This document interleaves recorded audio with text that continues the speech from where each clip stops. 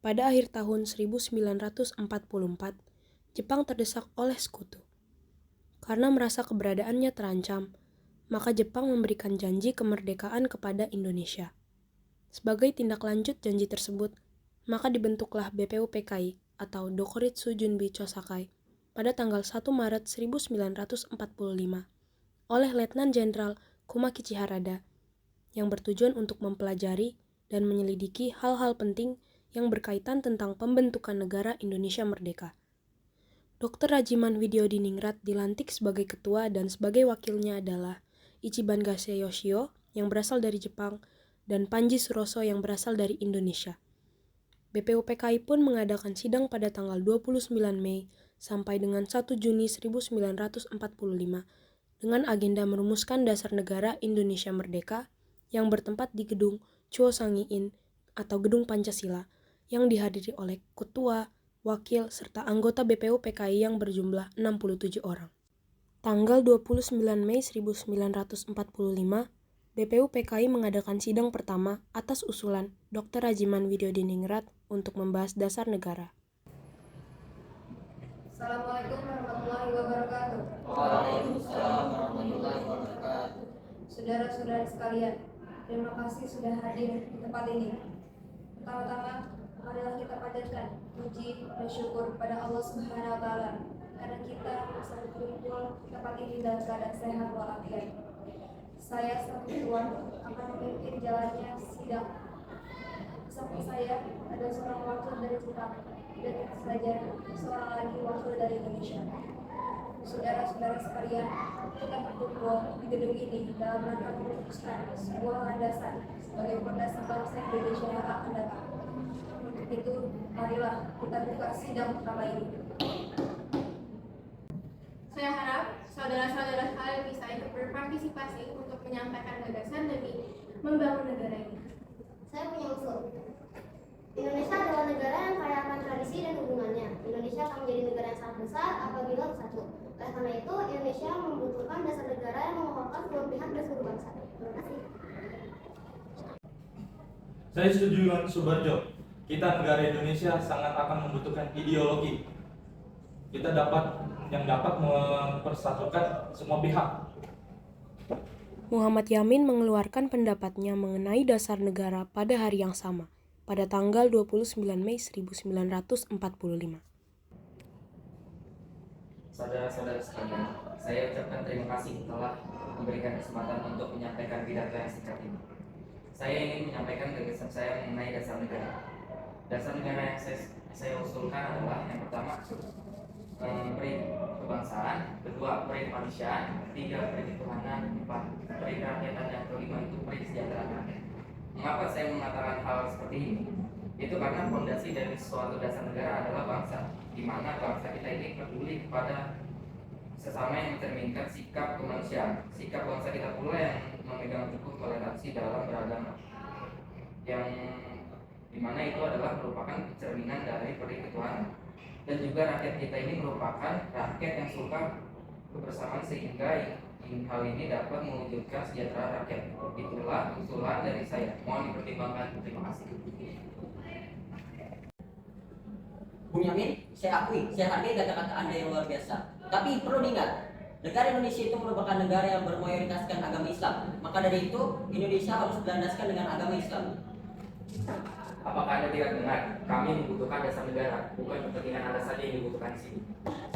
Nah, saudara-saudara, jika rapat dilakukan seperti ini, maka kita tidak akan bisa menemukan dasar negara. Kita cukupkan rapat untuk hari ini dan dilanjutkan esok hari. Pada sidang rapat hari kedua, tepatnya tanggal 31 Mei 1945, Supomo membuat rumusan. Assalamualaikum warahmatullahi wabarakatuh. Waalaikumsalam warahmatullahi wabarakatuh. Hari ini kita akan melanjutkan rapat kemarin karena kita belum menemukan hasil yang memuaskan terkait dirumuskannya dasar negara Indonesia. Maka dari itu, laporan hasil kemarin akan disampaikan oleh Panji Suroso. Saudara-saudara sekalian, rapat kemarin kita telah mendapatkan usulan dasar negara dari dunia. Tapi poin yang berikut orang itu masih mengganjalkan kita.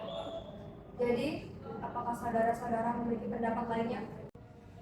Saudara-saudara sekalian, saya pikir tidak ada guna lagi untuk mempermasalahkan agama. Semua agama dan keyakinan hanya menuju pada satu Tuhan yang Maha Esa. Maka dari itu, masih banyak permasalahan penting yang mendesak untuk kita bahas. Tapi Bu, ini tuh negara dengan mayoritaskan Islam. Tenang saudara-saudara sekalian. Mari kita lanjutkan saja membahas dasar negara.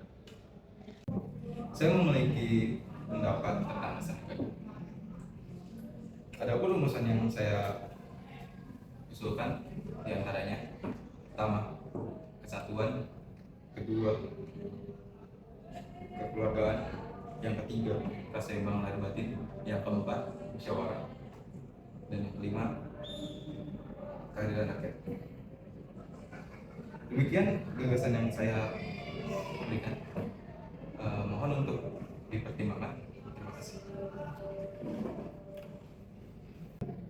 Baik, apakah ada pendapat lain? Jika tidak ada, rapat akan dilanjutkan esok hari. Terima kasih. Wassalamualaikum warahmatullahi wabarakatuh.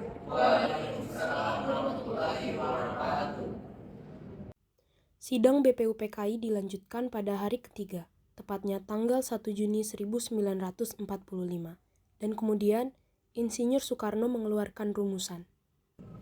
Setelah memikirkan ini semalaman, saya berpendapat bahwa dasar negara kita harus berdasarkan kepada pertama, kebangsaan Indonesia; kedua, internasionalisme atau perikemanusiaan; ketiga, demokrasi atau empat; keempat, kesejahteraan sosial; dan kelima, Tuhan yang Maha Esa.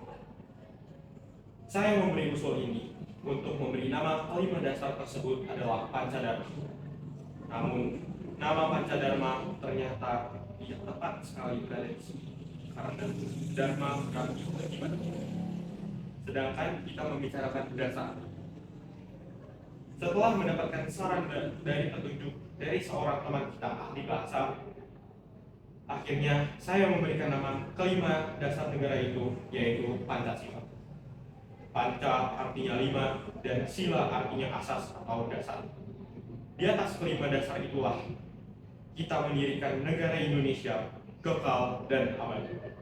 Barangkali ada saudara-saudara yang tidak suka akan bilangan yang lima itu, saya boleh peras sehingga tiga saja disebut terisi: sosio-nasionalisme, sosio-demokratik, dan ketuhanan. Dan jika saya peras lagi menjadi satu, maka dinamakan sosio-nasionalisme. Apakah saudara sekalian setuju dengan usulan saya? Silakan kemukakan pendapat Anda. Terima kasih. Itulah rumusan dari saya. Bagaimana Ketua? Apakah usulan nama Pancasila akan bisa diterima? Saya bisa menerimanya. Silahkan kepada para hadirin anggota sidang untuk menyampaikan pendapat tentang usulan nama Pancasila yang disampaikan oleh Insinyur Soekarno. Saya selaku perwakilan dari para anggota sidang menyatakan setuju dengan nama Pancasila yang disampaikan oleh Pak Soekarno.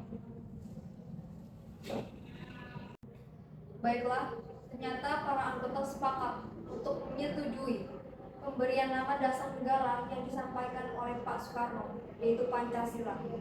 Saya rasa usulan nama yang diberikan oleh Pak Soekarno ada benarnya. Hadirin sekalian, ada beberapa hal yang akan disampaikan oleh wakil dari Jepang. Silahkan, Mr. Ichibanase. Ohayou gozaimasu. Selamat siang hadirin. Saya menyaksikan jalannya sidang dari awal hingga akhir dan menyimak beberapa usulan yang telah disampaikan oleh para anggota sidang. Saya hanya ingin menyampaikan bahwa saya setuju dengan hasil rumusan tersebut yang selanjutnya akan dipertegas lagi oleh ketua sidang. Hanya itu saja yang saya dapat sampaikan. Terima kasih. Anda gozaimasu. Terima kasih kepada Mr. Ichibanase yang telah menyampaikan pendapat sebagai perwakilan dari Jepang. Saudara-saudara sekalian, tadi kita sudah menyimak bagaimana pandangan tentang dasar negara yang telah disampaikan oleh Mr. Muhammad Yamin, Dr. Suparno, dan Insinyur Soekarno. Nama dasar negara pun sudah kita sepakati, yaitu Pancasila. Namun, mengenai rumusan resmi dasar negara Pancasila tersebut, akan dibahas lebih lanjut oleh Panitia 9. Dengan demikian, sidang BPUPKI dengan agenda rumusan dasar negara kita akhiri sampai di sini. Sidang BPUPKI pada tanggal 29 Mei sampai 1 Juni 1945 dengan agenda merumuskan dasar negara berakhir. Selanjutnya, dasar negara tersebut dibahas dalam sidang yang dilakukan oleh Panitia 9. Sebagai ketua dipilih Insinyur Soekarno dan anggotanya terdiri dari Muhammad Hatta, Maramis, Abdul Qahar Muzakir, Ahmad Subarjo, Muhammad Yamin, Agus Salim, Wahid Hashim, dan Abi Kusno Cokro Suyoso. Panitia 9 menghasilkan sebuah rumusan dasar negara yang terdapat dalam pembukaan Piagam Jakarta atau Jakarta Charter.